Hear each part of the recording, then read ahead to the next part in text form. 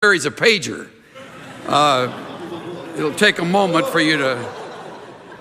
Just a joke, Bill. It's just a joke. Having a little fun with me. I remember one cold winter morning back when Dr. Walford was president, and we had a few Saturday morning classes, and one of my Saturday morning classes was taught by S. Lewis Johnson, Dr. S. Lewis Johnson, now gone, and taught a lot of us on the platform Greek, and for some of us it was more of a challenge for him than for others. And I happened to be walking along as he was making his way to the class. He hated cold weather, had a big heavy black coat on, a hat on, and he's from Carolinas, and so this kind of cold weather for him was unusual. And he said, I said, "Good morning, Dr. Johnson." He said, I said, "How are you?" "Not well." "You know the problem with this school, Chuck?" I said, "No, sir." "Run by a bunch of Yankees."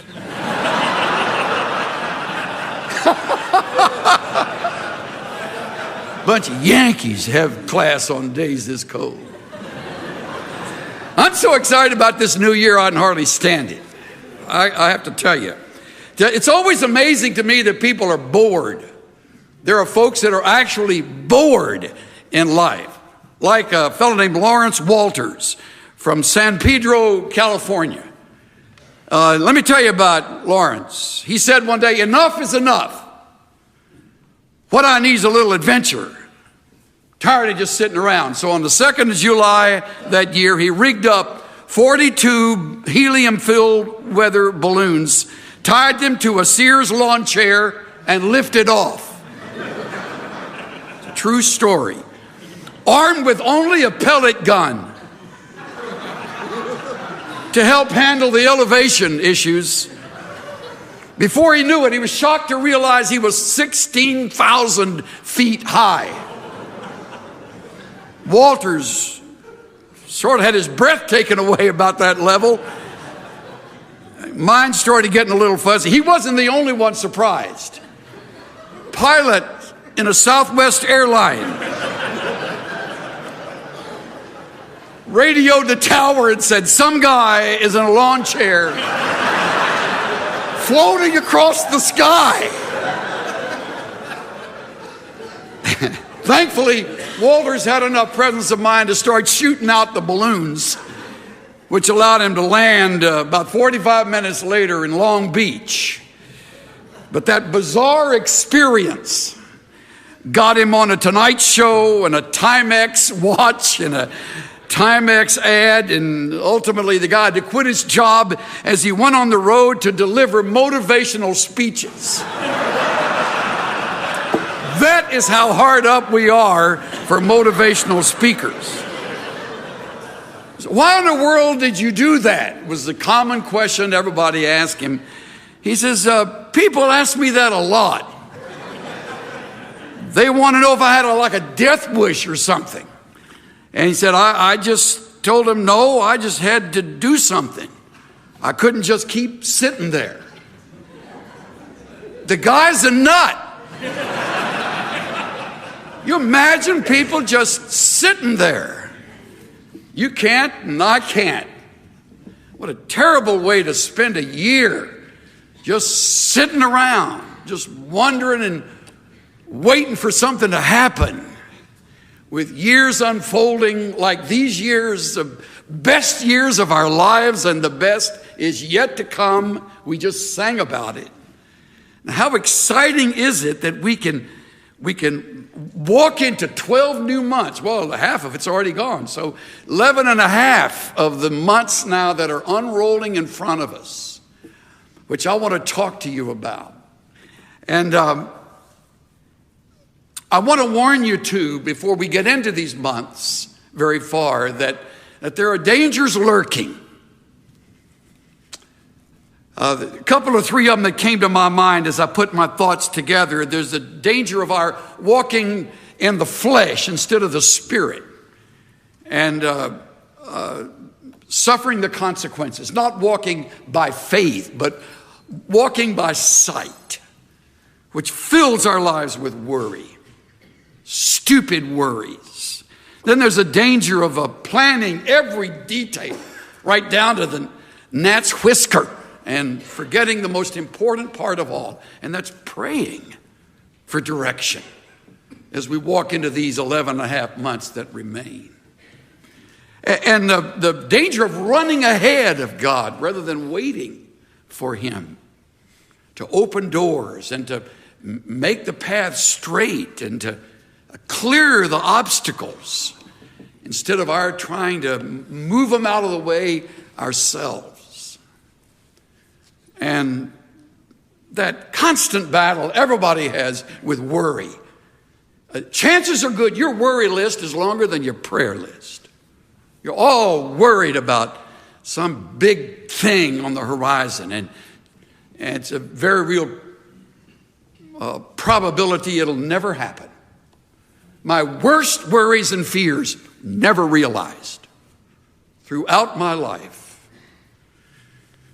And of course, the greatest of all the worries is the worry regarding when our last day will come. That's a serious issue. Of course it is. Peter Marshall, while he was chaplain of the Senate during the days of the Second World War, loved to tell the story. It was an old legend of a merchant in Baghdad who one day sent his servant to the market. And before very long, the servant came back, white and trembling, and he said to his master, "Down at the marketplace, I was jostled by a woman in the crowd.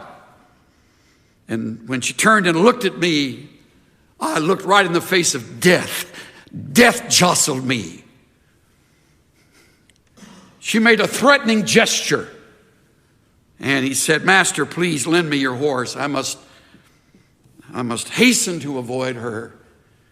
And I will ride to Samaria, and there death will not find me.' Of course, the master lent him his horse, and he galloped away. And that afternoon, the same master made his way into the market, ran into the same old woman, walked up to her and said, 'Why did you frighten my servant this morning?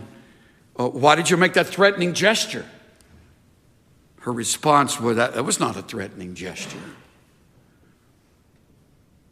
Death said, 'It was only a start of surprise. I was astonished to see him here in Baghdad. You see, I have an appointment with him tonight in Samaria.'"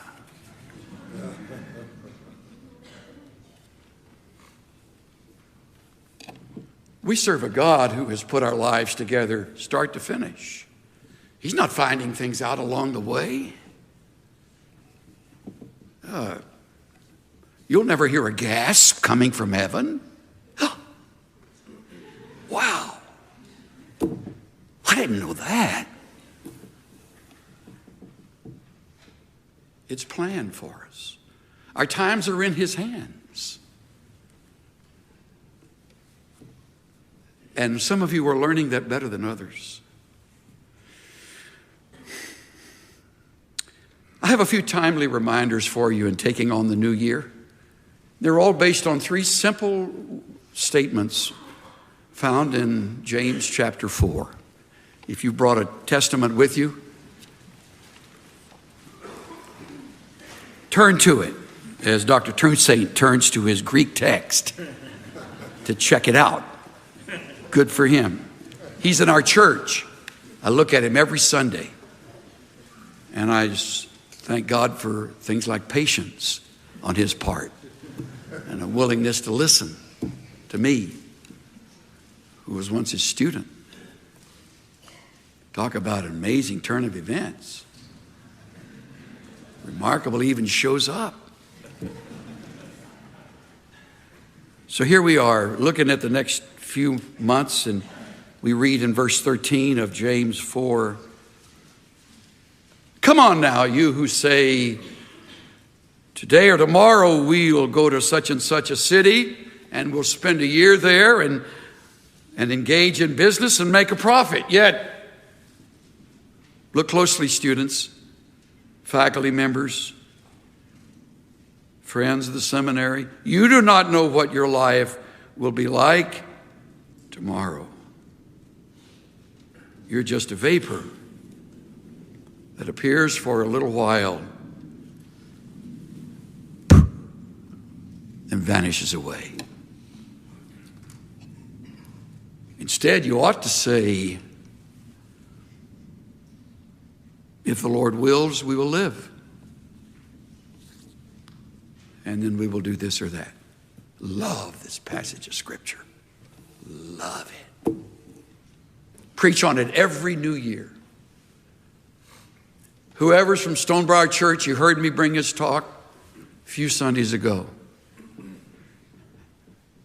It's a great reminder, not just at the beginning of a new year, but how easy it is to play God, especially when we get a little theology under our belt. It's easy to think we got him figured out. I remember when Donald Gray Barnhouse up in Philadelphia used to stand before a simple microphone, a Bible in his hand, and he'd take questions from the audience, called it open forum. And his student up in the balcony stood up and said, Dr. Barnhouse, I've been wondering, how could the children of Israel be 40 years in the wilderness and the shoes never wear out and the clothes never wear out and they never went hungry? Dr. Barnhouse's answer was, God! He kind of had the voice of the fourth member of the Trinity, you know. God! The kid goes, oh, now I understand. Barnhouse said, no, you don't, son. Nobody understands.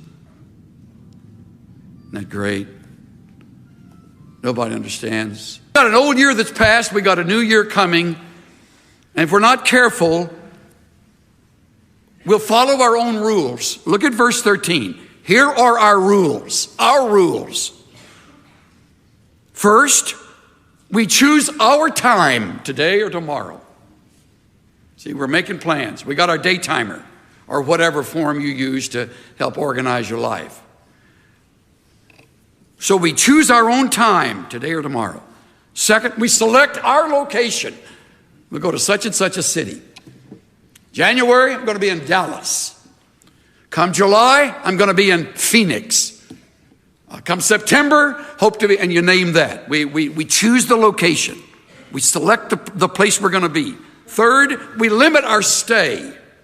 See what it says? We'll spend a year there. So this guy's really got his life organized. And then we arrange our activities. We will engage in business. We even predict a profit. We will make a profit. It's all in verse 13. That's exactly what we do in unguarded moments. I do it when I'm not thinking more wisely. I set out a plan. I got the year in front of me. I love getting my book and going through January and February and March. I get all this thing I've done all the way through December, as if I'm going to live to see December. I don't know I will. Got it all planned out. Now understand, James is not criticizing good planning. He's not advocating being haphazard about our lives, being disorganized. Book of Proverbs, which I'm reading with one of our grandsons. Every day we're going through a chapter in the Proverbs. We're going to do it all year long. Here I go again. Maybe. We're going to go through it all year long. If I'm still around, if he's still around, what a thought. But Proverbs is talking about organizing your life. What he's addressing is demonstrating mistaken confidence. Stop that. Stop that kind of presumptuous living. In fact, look at the very next verse. You do not know what your life will be like tomorrow. Isn't that a remarkable thought? We planned out tomorrow, but we don't know what our life will be like tomorrow. I put together a few tomorrows. It's a Thursday. The date is April the 13th. The Secretary of War is Edwin Stanton. He's making plans in the White House for a celebration. Flowers have been ordered. Banners have been raised. The name, Ulysses S. Grant, Victor, it's going to be spread all over. The war, this terrible war between the states, finally the bloodshed is ending. They're going to celebrate. And then in the words of Jay Winnick, then came the bullet that bore into his brain. 1865, April 14th, Good Friday, the president's assassinated. The day before, they didn't know a thing about that. Oh, they got the security all buttoned down. President's okay, safe. Thank God the newspapers are finally getting beyond the ugly criticism of this buffoon of an ape-like president, they called him. Now he's dead. Travel with me ahead over 75 years later. It's a Saturday afternoon, and a naval officer and his wife are, of all things, finishing the decorating of their little apartment as they're enjoying wonderful tour duty at Pearl Harbor. December 6th, we'll sleep in tomorrow morning. Got our apartment ready. This is going to be great. Wonderful night of romance together, and the place comes apart the next day, tomorrow, December 7, 1941, Sunday morning, when all hell broke loose. They never thought of that the day before. You didn't know what their life would be like tomorrow. You and I were not alive in that first tomorrow. Many of you weren't alive in the second I mentioned. Let me mention one where we all were. Monday Night Football. What a great game it was. Had a terrific time. The guys on the TV talked too much, so I had it on mute. Just enjoyed the game, Cynthia and I and 2 or 3 friends. We had over in our little home here in Dallas. September 10, 2001. And I'm eating a bowl of cereal on Tuesday morning in the kitchen, standing up, which is my style when I have breakfast. Not that I'm driven, but... And I click on the TV, it's still on mute. And I'm looking at what looks like a Bruce Willis movie. And I'm thinking, how in the world did they film that? I got a son at School of the Recording Arts down in Florida where they do these animations. And I'm thinking, well, he would know how they did that film. And all of a sudden, boom, a plane goes through the second tower. And I scream for Cynthia. And we call our kids. We couldn't get through to one of them. Inside for Living was at that time in a place called EDS, in temporary quarters as our building was being built. And boy, that place shut down. It looked like we were at war. We were. Tomorrow. Isn't that amazing? I mentioned a Thursday in a week. I mentioned a Saturday afternoon, and in an otherwise delightful week, I mentioned a Monday, where, by the way, I read later, 12 investors had met on the 101st floor saying, tomorrow morning we meet and carry out this plan. Come early, and they did. And they never got out of the South Tower. You do not know what your life will be like tomorrow. Nor do I. Suddenly it makes sense, doesn't it? Oh, James, writing way ahead of his time.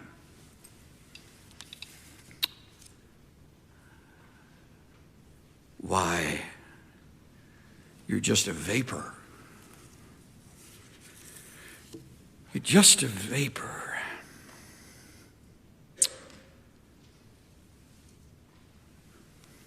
Shakespeare writes in Hamlet, Macbeth, he writes, if you can look into the seeds of time and say which grain will grow and which will not, speak then to me. No wonder there's such a run on astrologists. Stupid game plan in life. Guide your life by the stars. They don't know either. But we long to know people who know tomorrow. I got a friend who lives in Santa Barbara Canyon. He said, Chuck, when the fire hit, it came like a 50-mile-an-hour flood of flames. He says, I looked up and I saw the smoke and I started making a list. I called my dog over and I got my dog next to me and I'm putting my list together. And I got out of there with a car, a dog, and my list. Lost everything else. You don't know what your life's going to be like tomorrow. So, what do we do? Let me give you some things to write down. I've said one of them over and over again, so you hopefully have put that down. You have no knowledge of what tomorrow holds. We have a church out in Frisco filled with people who didn't know what their year held. Before the year started, they didn't know that by the end of the year they'd be unemployed. Whole bunch of white-collar workers unemployed now. Not just white-collar workers. One lady didn't know she'd face serious surgery. When they cut her open, they just sewed her back up. It's inoperable. Healthy looking, attractive, a young grandmother. One family didn't know they'd lose the man of the house. 50-year-old pilot with Delta. Layover in Amsterdam. He and his co-pilot friend, flown together for years, went to school together. Decided on their layover, because you have to lay over to get your sleep back so you feel okay to fly back across the pond. And while they're in Amsterdam, this pilot friend of mine and the co-pilot they say to each other, let's go bike riding. Boom, hit by a bullet train, gone. Could hardly find their remains. The family didn't know they'd be without a man of the house. This isn't dramatic stuff where we made a movie out of. This is real stuff. I can give you names to every one of these people. It goes on. There was a family that discovered their 15-year-old son is now on drugs. At the top of his class.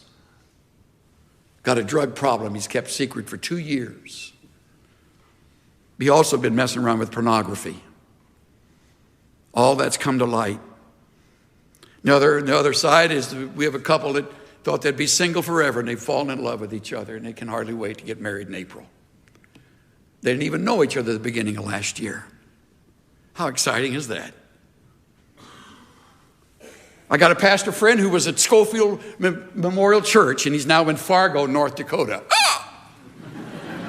And I'm driving along in my truck yesterday, and I hear in Fargo it's 37 below zero. I prayed for Matthew St. John. We have friends from that church, his friends that are from that church that were visiting our church a few Sundays ago, and they took my hand like they were about to pass out, and they said, pray for our new pastor. He has no idea what winter is like. I mean, we shut down schools when it gets to 20 in Dallas. 37 below zero. I could go on. You do not know. How about finances? How about finances? I would like to announce today that we're going to take that $200,000 surplus and give it to all the students. I would like to announce that. We're not going to do that, but I would like to announce that today. Yancey wrote this in the last page of the January 09 issue. Listen to this. As analysts began picking through the ruins of the financial collapse, they started dusting off old-fashioned words like greed, moderation, integrity, and trust. When executives line their pockets at the expense of employees and shareholders, when banks make speculative loans with little likelihood of payback, when borrowers walk away with good faith contracts and the system collapses. A functioning economy is held together by a thin web of trust. If you doubt that, visit a country where you have to pay bribes to get action, and you must count your change after every purchase. Then this. The same week that global wealth shrank by $7 trillion, Zimbabwe's inflation rate hit a record 231 million%. In other words, if you had saved $1 million Zimbabwean dollars on Monday, by Tuesday it's worth $1.58.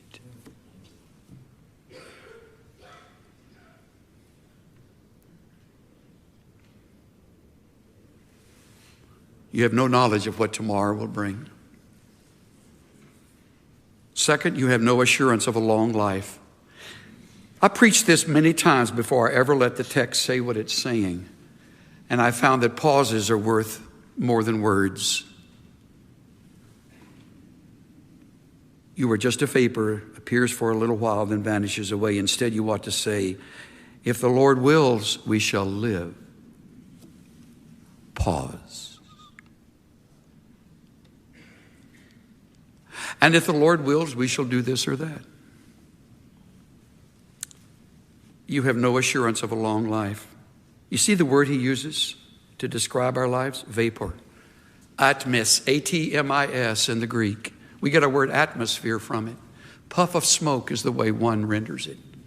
Another, a wisp of fog. All these hot shots running around three-piece suits looking like big deals.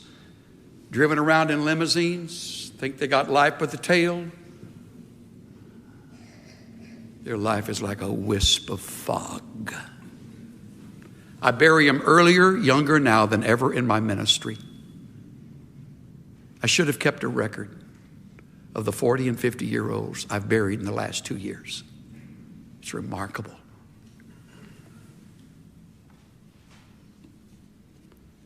So, we have no assurance of a long life. So here's what we ought to say. If the Lord wills, not about my will, it's about his will. Not about the attorney who draws up a will for my life, it's about the Lord's will. If the Lord wills, we will live, meaning I don't have forever. And then we will do this or that. 3 very practical lessons, and I'm through. Number 1, there is a will we need to respect. Our Lord's will. Notice the name, Lord. I don't need to remind you of all that includes. Our Master. There is a will we need to respect. This, by the way, will guard us from pride. Constant problem we all fight, pride. If the Lord wills. Second, there is a destiny we need to remember. This will guard you from presumption. I say work hard. I say give it your best. These are the only few years you'll be at this place. Give it everything you've got. Grades will take care of themselves. Give it everything you've got. Because there's a destiny you need to remember. We're all going to wind up there. And it doesn't mean you run scared, okay? I was in the grocery store the other day. A very old lady was shopping next to me. And I listened to her. She kind of talking to herself. Or she had one of those ear deals and was talking to somebody. I've answered people in grocery stores. I reached over to get tomatoes one time and she said, no, I'm going. And she wasn't talking to me. She's talking to Frank somewhere on the phone. Anyway, this old lady talking to herself, picking among the bananas. No green ones. Don't want to get any green ones. She won't even buy green bananas. Don't live like that. You know, you're gonna probably make it to tomorrow.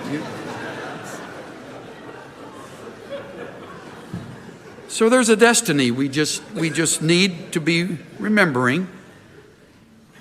But here's the third and the last. There's a life we need to realize.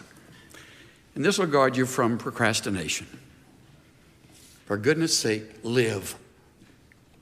I love Jim Elliot's line, wherever you are, be all there. Live to the hilt, every situation you believe to be the will of God. Live it.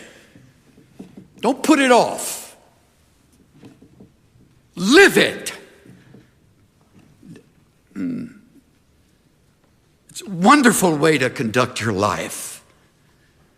And so much more to do than helium balloons on a lawn chair. Because I'm going to tell you, if you don't, you'll regret it.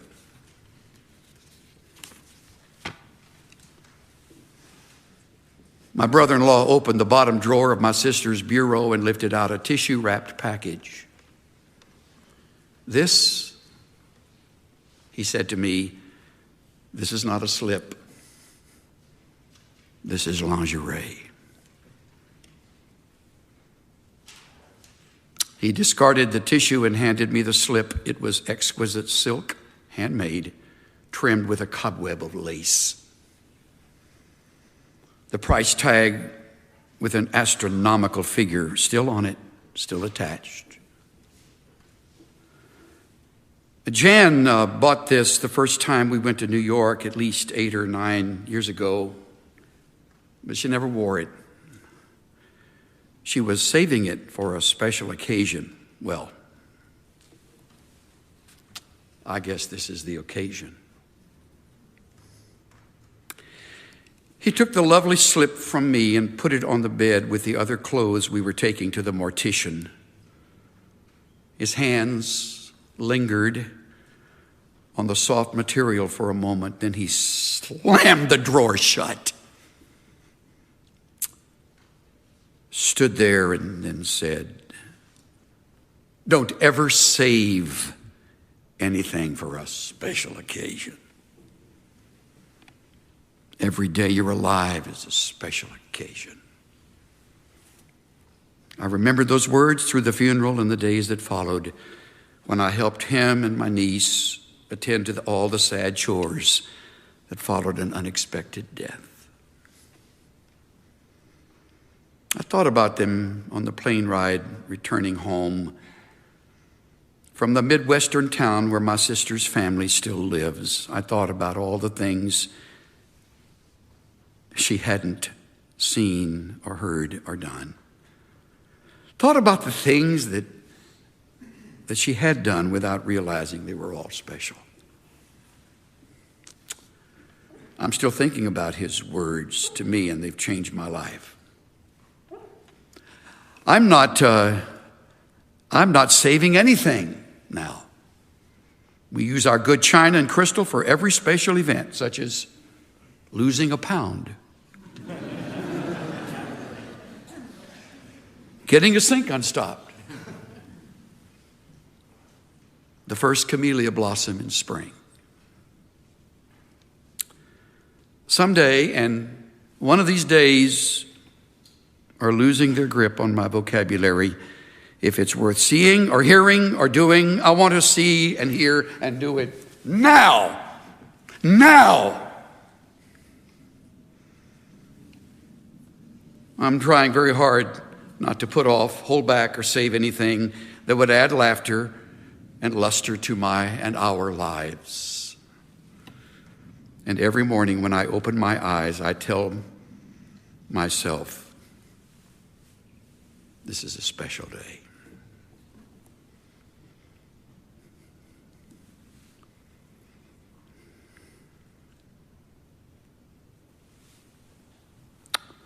Father, thank you for perspective that only you give at times like this. You have an amazing way of never decreasing our joy, but reminding us of the brevity of life and the necessity of living it. Thank you for the warnings against pride and presumption, against procrastination. Help me to live this better than I could ever preach it. Thank you for the year. By your grace, we'll live it. And if it's in your will, we'll see the end of it. Thank you that it's well with our souls because of Christ.